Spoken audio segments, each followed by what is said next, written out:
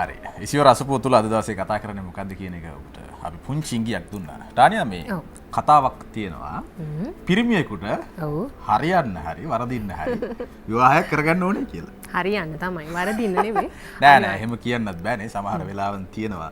දැන් අපි කොච්චර කතා කරත් තානේ දැන් ඊයේ දවසේ අපි කාන්තා දිනේ පිළිබඳව කතා කරද්දී කාන්තාවගේ භූමිකාව ගැන කතා කරන්නේ. ඕක දෙපාර්ශ්වයටම අදාළයි මම කියන්නේ නේද? කාන්තාවගේ අඩුපාඩු තියෙන විවාහ ජීවිතේ තුන පුරුෂයාගෙත් අඩුපාඩු තියෙනවා. ඉතින් අර හැමෝටම හරියන්න පුළුවන් සමහරලාට හැමෝටම වරදින අවස්ථාවක් තියෙනවා. අවස්ථාවලුත් තියෙනවා. ඒක තමයි කියන්නේ. නමුත් ඉතින් කොහොම හරි මේක මේ සාර්ථක කරගන්න එක තමයි දෙදෙනාගේම අදහස් අනුව කතා බහ කරලා නේද? මේ විදිහට සාර්ථක කරගන්න වටින්නේ. අපි හැමෝම බලාපොරොත්තු වෙන්නේ ජීවිතේ නේද? විවාහ වෙන්නේ අපි සතුටින් ඉන්නේ. ඉතින් සමහරලාවට විවාහය තුලත් ප්‍රශ්න ගැටලු ඇති වෙනවා. සමහරලාට විවාහ වෙන අපේක්ෂා කරන අයට විවාහය ඕනේ කාලෙදි නිසි කාලෙදි සිදු වෙන්නේ නැති වෙලාවල් තියෙනවා. මේ හැම දෙයකටම හේතු වෙන්නේ දෝෂ. එහෙමනම් මේ විවාහ දෝෂ පිළිබඳව අපි අද දවසේදී කතා බහ කරද්දී විවාහ දෝෂ මගහරව ගන්න තමයි අවශ්‍ය වෙන්නේ. ඉතින් ඒ නිසා අපි ඒ පිළිබඳ දැනුවත් භාවයක් ලබා ගන්න ඕනේ. ඔබත් ඉදිරියේදී විවාහ වෙන්න අපේක්ෂාවෙන් විවාහ වෙන වයසේ ඉන්න කෙනෙක් නම් ඔබත් සමහරලාට ওই පුංචි පුංචි ගැටලු වලට මුහුණ දෙන කෙනෙක් නම් අපි බලමු අද දවසේදී ඔබේ ජීවිතයටත් විසඳුමක් ලැබෙවි. විවාහ දෝෂයක් කියන එක ජ්‍යොතිෂ්‍යමය ඇසින් කොහොමද දකින්නේ? එතකොට ග්‍රහ බලපෑමත් එක්ක මේකට කරන්න පුළුවන් ප්‍රතිකර්ම මොනවද? මේකට ලබා ගන්න පුළුවන් විසඳුම් මොනවද? මේ කියන කාරණා පිළිබඳව කතා කරමු. අපි හඳුනාගනිමු අපේ සම්පත්දායකයා ප්‍රවීණ ජ්‍යොතිර්වේදී පානදුරේ ප්‍රශාන්ත් මල්විගේ මහත්මයා. අයිබෝන් සුබ දැසනක්. ඔබතුමාත් එක්ක සාකච්ඡාව ආරම්භ කරද්දී අර ටානියා කිව්වා මේ විවාහ දෝෂ පිළිබඳව. විවාහ දෝෂ පිළිබඳව කතා කරද්දී ටානියා උඟ කියලාට අපි ඔය ග්‍රහ බලපෑම් පිළිබඳව තමයි කතා කරන්නේ ජ්‍යොතිෂය කියන කාරණාත් එක්ක. එතකොට දැන් විවාහ දෝෂත් එක්කම අර අපේ ජීවිතේ අපේ මානසිකත්වය අපේ ඇවතුම් පැවතුම් කියන කාරණාත් මේකට බලපානවා. ඒවත් මේවට කොහොමද සම්බන්ධ වෙන්නේ කියන කාරණාව කතා කරගෙන යනවා. ජ්‍යොතිෂමය ඇසින් කොහොමද ඔබතුමා මේ විෂය තුල නිරත වෙච්ච ප්‍රවීණෙක් විදිහට කොහොමද විවාහය කියන එක විග්‍රහ කරන්නේ? කොහොමද ජ්‍යොතිෂය තුල කොහොමද සඳහන් වෙන්නේ විවාහය කියන කාරණාව? විවාහය කියන එකේ මූලික පදනම තමයි විශ්වාසය කියන එක. විශ්වාස පරමා ඥාති. අපි අපේ අම්මා වුණත් තාත්තා වුණත් බිරිඳ වුණත් ස්වාමි පුරුෂයා වුණත් අක්කා වුණත් අයියා වුණත් මල්ලි වුණත් නංගි වුණත් අපි අපගේ රහස් සහ අපගේ අතිශයින් පෞද්ගලික ජීවිතයේ කරුණු කාරණා කියන්නේ විශ්වාසනීයත්වයක් නැත්නම්. ලෝතර බුදුන් වහන්සේගේ දර්ශනය අනුව ඥාතිත්වයේ තියෙන විශ්වාසය මතයි. ඊළඟ විශ්වාස පරමාඥාති කිව්වේ ඒකයි.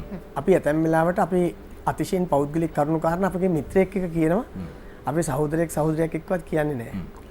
අන්න එතන තමයි ඥාතිත්වයේ තියෙන්නේ. ඒ නිසා විවාහයේ පළවෙනි අකුරින්ම කියවෙනවා වී කියනකොටම විශ්වාසය. වාසනාව. හඳුනා ගැනීම. යහපත. ඔය කියන කරුණු කාරණා ශක්තිමත් වෙන පුද්ගලයෙක් ඉන්නවනම් එයා විවාහයේ නිසි ඵල ලබන කෙනෙක් වෙනවා.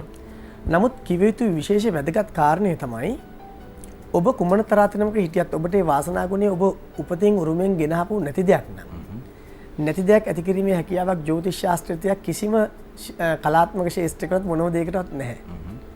අපේ වෛද්‍ය ශාස්ත්‍රයත් නැති දෙයක් ඇති කරන්න බෑ. තියෙන දෙයක් ශක්තිමත් කරන තියෙන දෙයක් වැඩි දියුණු කරන්න හැකියාවක් ඇතිව විනා නැති දෙයක් ඇති කිරීමේ හැකියාවක් නැහැ. දැන් ඔබ ඇස් අන්ධයෙක් නම් ඔබට ඇත්තටම මේ කණ්ණාඩි කූට්ටමක් දාලා ඇස්වල පෙනුම ගන්න බෑ. නමුත් ඔබට යම් කිසි තරමකට ඇස්වල පෙනීම ගැත හැකි තත්ත්වයක තියෙනවා නම් ඔබට උපස්සියලක් පලඳලා ඔබට ඒ හැකියාව ඒ පෙනීමේ ශක්තිය වර්ධනය කරන්න පුළුවන්. අන්න ඒ වගේ තමයි මේ ජ්‍යොතිෂ ශාස්ත්‍ර තුලින් දෙන උපදේශන. ටානියා දැන් අතුරු ප්‍රශ්නයක් මතුවෙනවා. දැන් යම් කිසි කෙනෙක් හිතනවා නම් මට විවාහ වෙන්න බෑ. මේ ජීවිත කාලේ පුරාට මට විවාහ වෙන්න බෑ. ඒ වාසනාව මට නැහැ. ඒක බොහොම ඍණාත්මක සිතුවිල්ලක් නේ. මේක ඔබතුමා කොහොමද පැහැදිලි කරන්නේ? දැන් ඔබතුමාම කියනවානේ වාසනාව නැත්තම් ඇත්තෙම නැහැ කියලා අවස්ථාව. ඒක කොහොමද හඳුනාගන්නේ? විශේෂයෙන්ම මේ ලෞකික සැපය සහ ලෞකික වාසනා ගුණ කියන එකට මූලික වෙන ප්‍රධාන ග්‍රහයක් තමයි සිකුරු. සිකුරු විවාහ ස්ථානය තුල හිටියත් නැතත් ඒ විවාහ ස්ථානයේ අයිතිය තියෙන සිකුරුට. අපි සාමාන්‍යයෙන් රාශි චක්‍රයේ ගැනගෙන ගියොත් මේෂ රාශිය සිට 7 වෙනි රාශිය වෙන්නේ තුලා රාශිය. තුලාව කියන්නේ සමබර ගුණයෙන් යුතුව Tamanට ජීවිතේ ලැබෙන සහයෝගය සහ උපකාරය. ඒ ස්ථානයේ අධිපතිය වෙන්නේ සිකුරු. එහෙනම් ඒ ස්ථානීය අයිතිය નિરાයාසෙන් තියෙනවා සිකුරුට විවාහ ස්ථානීය අයිතිය. ඔබ ස්ත්‍රියෙක් වෙන්න පුළුවන් පුරුෂයෙක් වෙන්නට පුළුවන් ගිහි ජීවිතය තුළ ගත කරන කෙනෙක් වෙන්න පුළුවන් පැවිදි ජීවිතය තුළ ගත කරන කෙනෙක් වෙන්න පුළුවන්. ලෞකික වාසනා ගුණය සහ ලෞකික සැපය කියන එකට සිකුරු බලවත් වීම අත්‍යවශ්‍ය සාධකයක්. සිකුරු කුමන හෝ ආකාරයක පීඩා වෙලා තිබුණොත් යම් පුද්ගලයෙකුගේ ජීවිතයක් තුළ කේන්ද්‍රයක් තුළ ඔහුට හෝ ඇයට ඒ අදාළ වාසනා ගුණේ ක්‍රියාත්මක වීමේ හැකියාව සහ ශක්තිය දුර්වලයි.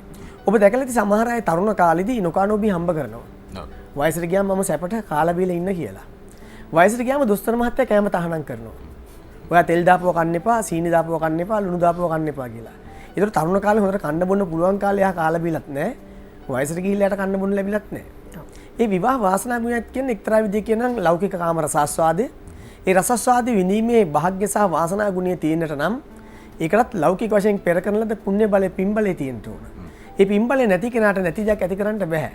ඒක ඔබ ජ්‍යොතිෂ ශාස්ත්‍රය කළත් නොකළත් ඔබ වෛද්‍යවරයෙක් වුණත් නොවුණත් ඔබ සමාජය තුළ කුමන ශේෂ්ත්‍රයක හිටපු කෙනෙක් වුණත් ඔබට යදාළ වාසනා ගුණ නිවැරදි ආකාරයට නොමැති නම් ඒක නැති දේ ඇති කිරීමේ හැකියාවක් මොනම කලාවකටවත් මොනම ශේෂ්ත්‍රයකට නැති බව ඉතා පැහැදිලිව කිය යුතු කාරණයක්. ඒ කියන්නේ සරලම කාරණාව සිකුරු නීච වෙලා ඉන්නවා නම් යම් කිසි විදිහකට එහෙම නැත්නම් සිකුරු දෝෂ තත්වයක තියෙනවා නම් විවාහ දෝෂයක් ඇති වෙන්න පුළුවන් කියන එක. නැහැ. නීච කියන වචනේ පාවිච්චි කිරීම ඉතාමත් කල්පනාකාරී වෙන්න ඕන.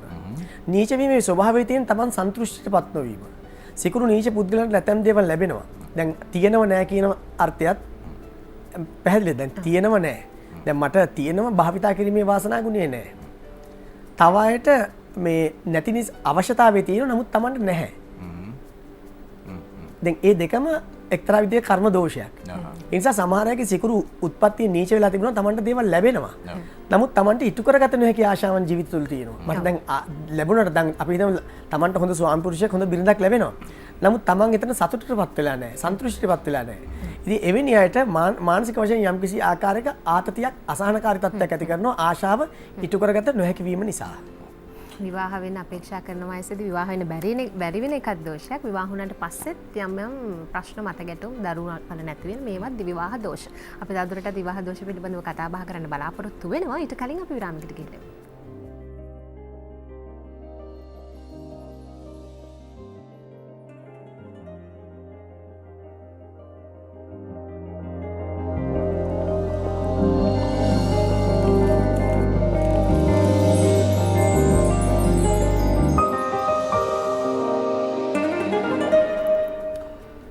විවාහය පිළිබඳව කතා කරන්නේ ජෝතිෂ්‍යමය ඇසින් විවාහය සාර්ථක කරගන්න මොනවද කරන්නේ? ටානියා බොහොම උනන්දුවෙන් සාකච්ඡාවට මැදිහත් වෙලා ඉන්නවා. බොරු කියන්නේ බා ප්‍රශ්න ගොඩක් තිබ්බා වාට. මට? ඔව්. හැබැයි ඉතින් අතර වාරේ අපි සමහර ප්‍රශ්න වලට විසඳුම් හොයාගත්තා. හැබැයි ඔබත් දැනගන්න එපයි මේ ප්‍රශ්න වලට විසඳුම් මොනවද කියලා නිසා අපි ගැන කතා කරමු. දැන් විවාහය ගැන කතා කරද්දී විවාහ දෝෂ ගැන කතා කරද්දී සමහර කෙනෙක්ට විවාහ වෙන කෙනෙක්ට ජීවිතේ නැත්තම් ඒක වෙන්නෙම නැහැ කියලා ඔබතුමන් කිව්වා. හැබැයි සමහරලාට විවාහය ප්‍රමාද වීමේ එකත් යම් කිසි දෝෂයක්. ඒ වගේ දේවලුත් ඔබ ඔය කියන විදිහට වළක්වා ගන්න බැරි දෙයක්ද වළක්වා ගත හැකි දෝෂයක්ද? එහෙම වළක්වා ගන්න පුළුවන් නම් අපි මොන වගේ දේවල්ද කරන්නට ඕනි කියලාත් අපි චුට්ටක් කතා බහ කරමු. විවාහය පමාවීම වගේ දේවල් ඇත්ත වශයෙන්ම යම් ප්‍රතිකර්ම වගේ ඒවට යම් සහනයක් ලබා දීමේ හැකියාවක් තියෙනවා ජ්‍යොතිෂ ශාස්ත්‍රයට. ඇත්තෙම දැන් විවාහයක් සිදුවීමට අවශ්‍ය කරන අවකාශයේ තියෙන කාල පරිච්ඡේදය යම් කිසි ආකාරයකින් පහු වුණාම ඒකේ අතුරු ප්‍රශ්න රාශියක් එන්න බලනවා. උදාහරණ දරුපල සම්බන්ධයෙන් ප්‍රශ්න ඇති වෙනවා තමගේ නිසි කල වයස පහු වුණාම. ඉතින් එවැනි ප්‍රශ්න වලට යම්කිසි ආකාරයක ජ්‍යොතිෂ ශාස්ත්‍රය තුළ නොයෙකුත් යම් ප්‍රතිකර්ම මගින් යම්කිසි ආකාරයක විසඳුමක් ලබා දීමේ ක්‍රමවේදයන් තියෙනවා. මේ සෑම දෙයකින්ම අපි කරන්නේ పూర్ව කර්ම හේතු තුළ තියෙන අනිෂ්ට ගුණයන් යටපත් කිරීමේ ශක්තිය සහ බලය අදාළ පුද්ගලයාට උදා කර දීම.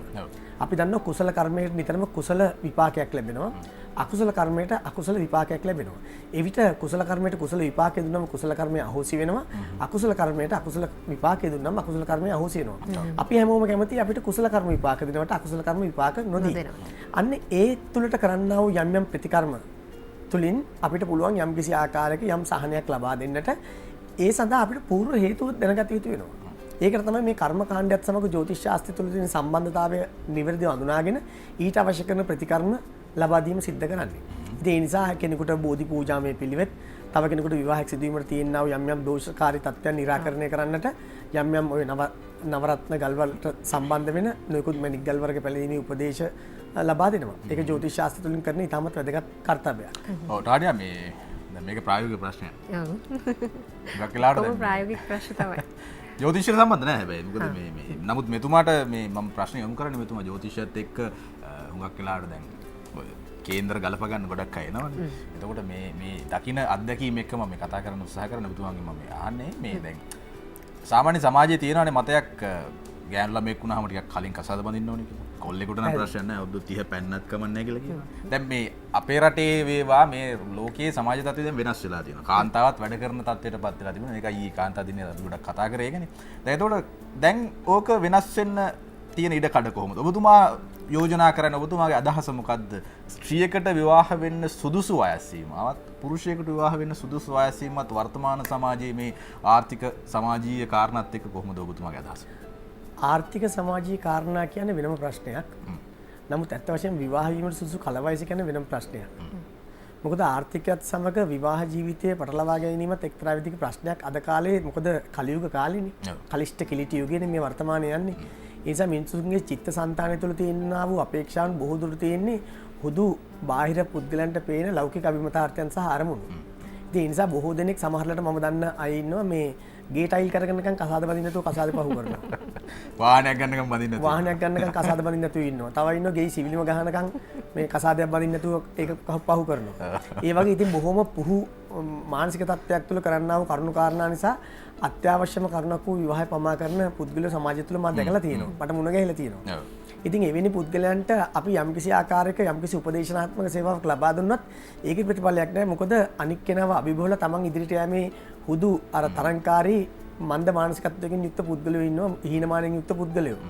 ඉතින් එවැනි පුද්ගලයන්ට උපදේශනාත්මක සේවාවකින් තරම් ප්‍රතිඵලදායී තත්ත්වයක් නැහැ. මේ සමාජයේ නමුත් ඔබතුමා කියනවා ආර්ථිකයේ මේකට මහා බලපෑමක් නැහැ කියලා. නමුත් දැන් මේ සමාජයේ මේ ගමන් කරන විදිහත් එක්ක ඒක බලපෑමක් කරන්නේ නැහැ කියලාම කියන්නත් බෑනේ. නෑ ආර්ථිකයේ බලපෑමක් නොවන කාරණාව නෙමෙයි. ආර්ථිකයේ මත සියලු දේවල් යැපෙන්නට ගියොත් Tamante අදාළ කරුණු කාරණා සහ ඉලක්කයන් කරා යාමට නොහැකි ප්‍රශ්නයක් තියෙනවා. ඉතින් ඒ නිසා විවාහ වීමට සුසු කල වයස ඇත්ත වශයෙන්ම ස්ත්‍රියක් නම් අවම වශයෙන් අවුරුදු 25 30 අතරදී අනිවාර්යෙන් විවාහ විය යුතුයි.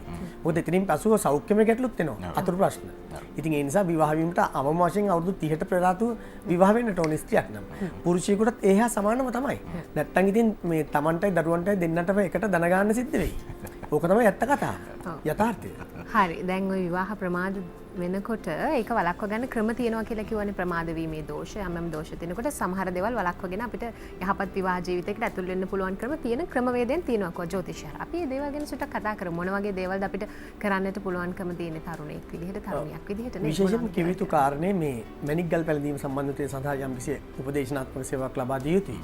ඇත්ත වශයෙන්ම දැන් සිකුරු ග්‍රහයකින් ඇති කරන ආපෝ ගුණය. ආප් ගුණය ඇති කරන සිකුරු ග්‍රහයාට හිමි මැණික් ගල් වර්ගය තමයි දියමන්ති ගල් වර්ගය.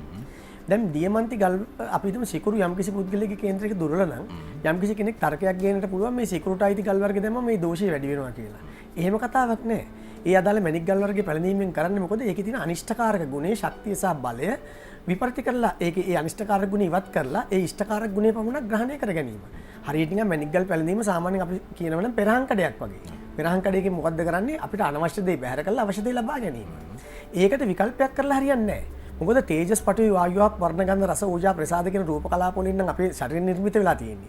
ආපෝ ගුණේ යම් කිසි දුර්වලතාවයක් තියෙනවා. ඒක ආපෝ ගුණෙන්මයි මේ ප්‍රකෘතත්වයටපත් කරන්න ඕනේ. ඒකට තේජෝ ගුණය හරි නැත්නම් වෙන වායෝ ගුණය හරි ප්‍රකෘතත්වයටපත් කළා හරියන්නේ නැහැ. වායෝ ගුණේ යම් කිසි දුර්වලතාවයක් තියෙනවා. ඒ කියන්නේ සෙනසුරුගේ යම් කිසි දුර්වලතාවයක් තියෙනවා. සෙනසුරුට අයිති වෙන මැණික් ගල් වර්ගයේ පැලඳීමෙන් තමයි ඒකට කාක නිලය පැලඳීමෙන් තමයි ඒක ප්‍රකෘතත්වයටපත් කරන්න පුළුවන්.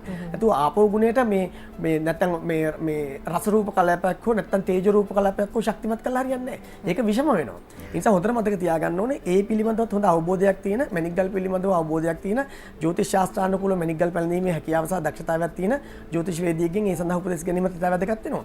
දෙවෙනි කාරණේ අපිට මේ මහින්දාගමනයත් සමග තමයි අපිට මේ බෝධි පූජාමය පිළිවෙත් පිළිබඳව අවබෝධය ආවේ. ඒ තුලින් ඇත්ත වශයෙන්ම මේ ජ්‍යොතිෂ ශාස්ත්‍රයත් සමග බුදුදහමේ තියෙන යම් යම් ගැළපීම් තියෙනවා. දැන් කර්ම විපාක කර්ම හේතුන් කියන එක ජ්‍යොතිෂ ශාස්ත්‍රය තුල තියෙනවා. මොකද හේතුඵල න්‍යායක් තුල තමයි ජ්‍යොතිෂ ශාස්ත්‍රය තුල පදනම ගොඩනගලා තියෙන්නේ. ඒතකොට යම්කිසි කෙනෙකුට අකුසල කර්මයක් විපාක දීමේ ගුණයක් තියෙන බවක් පේනවනම් ඊට අවශ්‍ය කරන වත්පිළිවෙත් සමුදායක් මේ බුදුදහම ආශ්‍රයෙන් අපිට ලබා ගන්නට පුළුවන්. ඒක කිසි වරදක් නැහැ. ඕනම කලාවකට බුදුදහමේ ආభాෂය ගන්නට පුළුවන්. ඒ නිසා අපි බුදුදහම තුලින් කරන්නා වූ යම් යම් පිළිවෙත් සමුදායක් තියෙනවා. ඒ පිළිවෙත් සමුදාය මේ ජ්‍යොතිෂ ශාස්ත්‍රය සම්බන්ධ කරලා ඊට අවශ්‍ය කරන උපදේශනාත්මක මාලාවක් ඒ අදාළ පුද්ගලයාට ලබා දීම තුලින් අදාළ ග්‍රාහකයාට ලබා දීම තුලින් ඊටමත් විශිෂ්ට වූ ප්‍රතිඵල ලබා ගන්නට පුළුවන්. ඒක තමයි ඇත්ත తත්වය. හරි අපි තවත් කතා කරමු. නමුත් ඊට කලින් ඉක්මනට විරාමයක් ගන්න. විරාමයෙන් පස්සේ නැවතත් මුණ ගැහෙමු.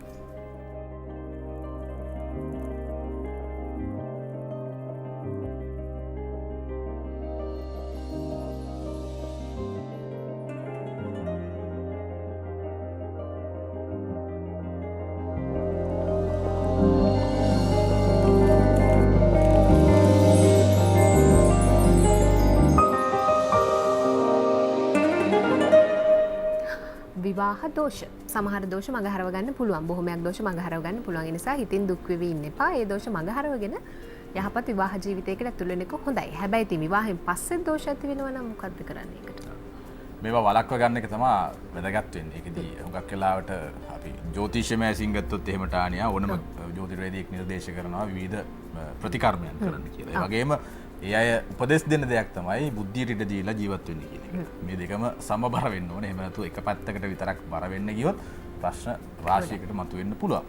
අපි මේ ඔබතුමත් එක්ක ඊළඟට කතා කරන්න බලාපොරොත්තු වෙන දැන් මේ සමහර විට ටානියා සමහර අවස්ථාවන්වලදී විවාහ වෙන්න සූදානම් වෙන තරුණ තරුණියන් වේවා විවාහ ප්‍රාප්ත වෙන අය කේන්දර බලන්නේ නැහැ සමහර නේ බලන්නේ අතැල්ලා දාලා ඒ අය ගැලපුණත් එකයි නැතත් එකයි බඳිනවා කසාද බඳිනවා දැන් මේකෙදි මලවිගේ මහත්මයා අපි හිතමු කේන්දර බලන්න නැතුව කෙනෙක් බැන්දා එතකොට නමුත් කේන්දරේ බැලුවට පස්සේ පේනවා මේ විවාහය එච්චර ගැලපෙන්නේ නැහැ කවදා හරි මේක විරසකයක් බවට පත් වෙලා වෙන්න පුළුවන් නමුත් ඒක ඒ විදිහටම වෙනවද සමාජය තුළ ඕන තරම් ඉන්නවනේ ඔය කේන්දර ගැලපෙන්නේ නැහැ කියලා කසාද බැඳලා බොහොම ලස්සනට කිරි පෙනී වගේ ජීවත් වෙන අය. ඒ සමාජය තුළ ඉන්නේ ඒක ශාස්ත්‍රීය වැරද්දක් නෙමෙයි බලන පුද්ගලයාගේ වැරද්ද. නමුත් ශාස්ත්‍රයක් තුළින් යම්කිසි පුද්ගලගේ කේන්දර තුළ කර්ම දෝෂයක් තියෙනවා නම් ඒ කර්ම දෝෂය ක්‍රියාත්මක වෙනවා ඒක වළක්වන්න බෑ. ඒකට යම්කිසි අයට කර්ම දෝෂ තියෙන උත්පත්තියෙන් දැන් උදාහරණයක් විදිහට මගේ මේ අතේ තියෙන කේන්සර් තනක් මේ කේන්සර් තනේ බැලුවොත් එimhe කර්ම දෝෂයක් ක්‍රියාත්මකයි. දැන් බැලුවොත් සාමාන්‍ය එක්වරම පේනවා. මෙතනදී ඔබට පේනවා ඇති මේ කේන්ද්‍රයේ කුජ සහ මෙතනදී අපි බැලුවොත් ඔබට මම සමීප දර්ශනයකින් මේක පෙන්වන්නම්. කුජ ඉන්නවා මේ උත්පත්ති කේන්ද්‍රයේ 6 වෙනි කොටුවේ මේ භව කේන්සර් තනක් ආශ්‍රයෙන් බැලුවම පේනවා. ඒ වගේම රාහු ග්‍රහයා ඉන්නවා කේන්ද්‍රයේ 7 වෙනි කොටුවේ. දැන් සාමාන්‍ය කේන්ද්‍රය බැලුවොත් කුජ 6 රාහු 7. මේ දෙදෙනාට 7 වෙනි මැදි වෙලා මේ පාපයන්ගෙන්ට මැදි වෙලා කර්මජ විවාහ දෝෂයක් සහිත උත්පත්තියක්. නමුත් මෙතනදී 7 වෙනි භව අධිපතිය වන බුධ ඊට බලවත් ප්‍රබලව 10 වෙනි දෙනවා. මෙවැනි පුද්ගලයා මෙවැනි අයෙකුට විවාහයට ලැබෙන්නේ යම්කිසි අඩුවක් තියෙන කෙනෙක්. අපි අඩුවක් තියෙන කෙනෙක් කියලා කියන්නේ. අඩුවක් තියෙන කෙනෙක් විවාහයට ලැබුණාට තමන් ඉන්පසු ඒක ජීවිතය සාර්ථකව ගෙනියනවා. අනේක තමයි එතන තියෙන විශේෂත්වය. එතකොට කෙනෙකුට අවශ්‍ය කරන යම්කිසි බුද්ධියකින් ප්‍රඥාවකින් උත්පත්ති ලැබුවොත් තමන්ට අර කර්මජ වශයෙන් තියෙනා වූ ඒ දෝෂය තුල තමන්ට යම්කිසි විපාකදායි තත්ත්වයක් තියෙනවා. දැන් අඩුවක් කියවම කෙනෙක් මෙවැනි පිහිටීමක් තියෙනකොට මේ වගේ අය විවාහ වෙනවා කලින් විවාහ වූ කෙනෙකු සමග. ඒක එක්තරා විදිහක් කියනවා නම් අඩුවක්. සාමාන්‍යයෙන් අපේ ජ්‍යොතිෂ ශාස්ත්‍රය තුළ අඩුවක්. එවැනි අඩුවක් සහිත කෙනෙක් සමග විවාහ වෙලා කලින් විවාහ වූ අයෙකු සමග තමන් විවාහ ජීවිතය ඇතුළත් වෙලා ඉන්පසු තමන් ජීවිතය සාර්ථකව ගෙනියන බව පෙන්වන්න කරලා තියෙනවා. ඉතින් අන්න ඒ නිසා අපි විවාහ දෝෂයක් දැක්කම මේ විවාහ දෝෂය විවිධ ආකාරයට පුද්ගලයන්ට ක්‍රියාත්මක වෙනවා. හැබැයි මේ දෝෂය යටපත් කරගන්න පුළුවන් ඇතැම් දෙනා වාසනා ගුණ වලින් ඉපදෙනවා.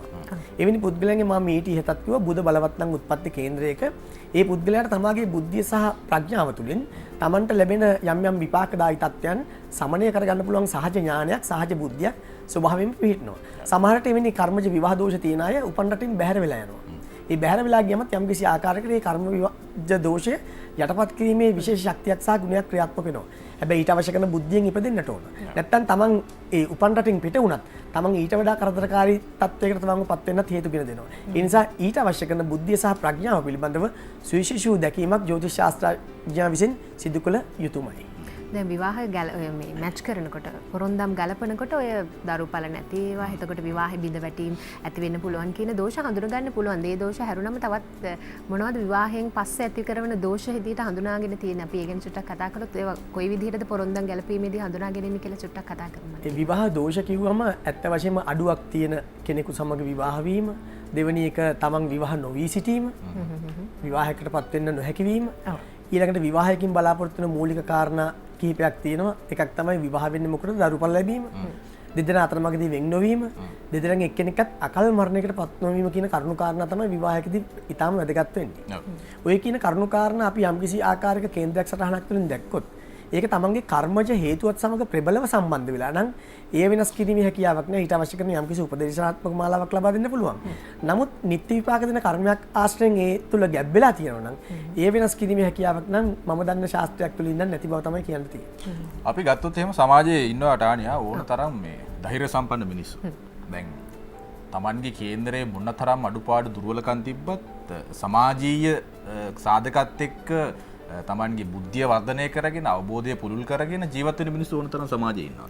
එතකොට ඔබතුමාගේ කතා කරන ජ්‍යොතිෂයේ විෂය එක්ක බලද්දින් ඔය තමන්ගේ ආත්මය තුළ තිබෙන ආත්මය තුළ ගොඩනගා ගන්න ධෛර්යයත් සමාජ ආශ්‍රයත් එක්ක ගොඩනගා ගන්නා සමාජ අවබෝධයත් එක්ක යම්කිසි ගැටුමකට ලක් වෙන්නේ නැද්ද විශේෂ සහ ඒ කාරණා දෙක? කිසිම ගැටුමක් නැහැ. මම මීට පෙරත් කතා කරලා තියෙනවා රාග, ද්වේෂ, මෝහ, බුද්ධි, විතක්ක, ශ්‍රද්ධා කියලා චරිත හයක් තියෙනවා. මම විශේෂයෙන් ඊටමත් අගය කරන චරිතයක් තමයි බුද්ධි චරිතය සහ ශ්‍රද්ධාධික චරිතය. එවැනි අයට පරිබාහිර පුද්ගලයන්ගේ අදහස් සහ ආකල්ප වලට අනුගත වෙලා ඊට අනුරූප වෙන ආකාරයට හැසිරීමේ කුසලතාවය සහ දක්ෂතාවය තියෙනවා. ඒක Taman සහජයෙන් ගෙනෙන දේවල්. ඉතින් ඔබ කියන ඔය කියන ධෛර්ය සම්පන්න ගුණය, ආත්ම විශ්වාසය සහ අදිෂ්ඨානශීලී ගුණය කියන එක ඇති කරන්න ප්‍රධාන වශයෙන්ම මුල් වෙන ප්‍රධාන ග්‍රහයක් තමයි බුධ ග්‍රහය. බුධගෙන් තමයි ඇත්ත වශයෙන්ම බුධ දුර්ලභම තමයි කුසීත බව කියන එක ඇති කරන්නේ. දැන් පංච නීවරණ ධර්ම තුන කුසීතකම, වෛරය, ආශාව, සැකය සහ මේ විචිකිච්ඡාව වෙන්නුම් කරනවා. වෛරය, නොසන්සුන්කම, කුසීතකම, වෛරය, ආශාව සහ සැකය කියන කරුණු කාරණා. නොසන්සුන්කම කුජ ග්‍රහයෙන් ක්‍රියාත්මක වෙනකොට කුසීතකම කියනවා බුධ ග්‍රහයෙන්. වෛරය කියවෙනවා සෙනසුරු ග්‍රහයෙන්, ආශාව කියනවා සිකුරු ග්‍රහයෙන්, සැකය කියවෙනවා ගුරු ග්‍රහයෙන්. මෙතනදී අර කුසීතකම කියවෙන බුධ ග්‍රහය උත්පත්ති කේන්ද්‍රයේ ප්‍රබලත්වයට පත් වෙලා හිටියොත් ඔහුට කුසීතකම දුරු වෙලා ඔබ කියන ආකාරයේ ධෛර්ය සම්ප්‍රයුක්ත ගුණය ඇති වෙනවා චරිතය තුළ. ඒ චරිතය තුළ ධෛර්ය සම්ප්‍රයුක්ත ගුණය වගේම තමාගේ අනාගත ඉලක්කයන් සහ අරමුණු සාර්ථකත්වයට පත් කර ගැනීමට අවශ්‍ය කරන තමාගේ හැකියාවන් සහ කෞශල්‍යතාවයන් වර්ධනය කර ගැනීමේ හැකියාව ලැබෙනවා. කුසලතාවයේ වාසනා ගුණය ලැබෙනවා. ඒ වගේම සිකුරුගෙන් තමයි ඇති කරන ශ්‍රද්ධාව කියන එක. සිකුරු ප්‍රබලත්වයට පත් වෙනකොට ඒ කෙනාට අන්‍යයන්ට රසාස්වාදය ඇති කරන ආකාරයට. දැන් ඔබ දැකලා ඇති සමහර බිරින්දෑවරු ඉන්නවා උයන්න බොහොම රසට උයන්න දන්නවා. ඒ ස්වාමි පුරුෂයා තමන් එක තරහ වෙලා ගියත් ඊළඟ දවසේ කඩෙන් එකපාරක් කනකොට ස්වාමි පුරුෂයාට මතක් වෙනවා අනේ මගේ නෝනා හදපු කෑම තරම් රස නැහැ කියලා. තමන් එනවා හරියට නිකන් අර පොරි දාපු විලඳ සමග පැණි දාපු මේ පරිවියකට එනවා වගේ ආපහු නැවතත් මේ ස්වාමි පුරුෂයා නිවසට පැමිණෙනවා. ඒ කියන්නේ එතන ශ්‍රද්ධාතික ගුණේ ශක්තිය, සිකුරුගේ බලය. ඒක ඊටමත් වැදගත් ආකර්ෂණීය ගුණයට. ඔය කියන ග්‍රහ විදින ප්‍රබලත්වයට පත් වෙලා යම්කිසි පුද්ගලගේ කේන්ද්‍රයක් තුළ ඉන්නවනම් යම්කිසි කර්මජ විවාහ දෝෂයක් ඒ පුද්ගලයාට තිබුණත් ඒ දෝෂය යටපත් කිරීමේ කෞශල්‍යතාවයක් සහ කුසලතාවයක් નિરાයාසයෙන් ඇති වෙනවා. එවැනි අයට කියනවා කර්ම දෝෂ යටපත් කිරීමේ වාසනා ගුණ වලින් උත්පත්ති ලැබපු පුද්ගලයෝ කියලා. එවැනි අයට තියෙන මොනවද? නූපන් අකුසල්. අකුසලේ උපද්දවන්නේ නැහැ. අකුසලේ යටපත් කරලා කුසල ශක්තිය નિરાයාසයෙන් ඉස්මතු කරනවා. ඒක නිසියාකාරව දකින්නට පුළුවන් මේ ආකාර සකස් කරන්නා වූ භාවකයන් සටහනක් තුලින් පමණමයි. ඇත්ත වශයෙන්ම මේක කියන්නට ඕන, සමාජයේ එය දැනුවත් කරන්නට ඕන. ඒක විශේෂ කාරණයක්. ටානි අර මේ පැණිදාපු පොරි කන්නේ පරවියා කියලා මෙතුමා කිව්වා. මම කියන්නේ ඉතින් ස්වාමි පුරුෂයා පරවියෙක් බවට පත් කරගන්න නම් පැණිදාපු පොරි. ඒ කියන්නේ විවාහ ජීවිතය තුළ සුන්දරත්වය කියන එක මතු කරන්න හැම වෙලේම උත්සාහ කරන්න. එහෙමත් එහෙම අනිවාර්යයෙන්ම මේ පරවියා ඒ කූඩුව තුළ රැඳී සිටිය හරි සුන්දරයි. හොඳ උපදේශයක්. හොඳයි එහෙනම් අපිට ලැබුණු කාල වේලාව අවසానයි. මලවිගේ මහත්මයා බොහොම ස්තුතියි අපිත් එක්ක සම්බන්ධ වුණාට. අපි මම හිතනවා අද දවසේ මේ බොහොම වටින කියන කරුණු ටිකක් කතා බහ කළා කියලා. ඔබටත් යම්කිසි ප්‍රශ්නයක් ගැටලුවක් තිබ්බනම් ඒට විසඳුමක් ලැබෙන්නේ නැති කියලාත් අපි විශ්වාස කරනවා. ඔබට මට බොහොම ස්තුතියි.